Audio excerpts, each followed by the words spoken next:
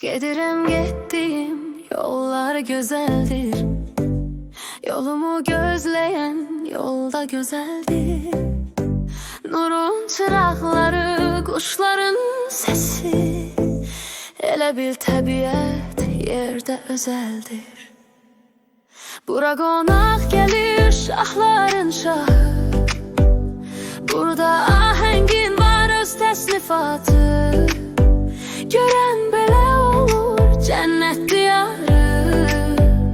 Huzurun ən alili şah-şahanlığı. Kədərin öldüyü təşvişin sonu. Qəlblərin burada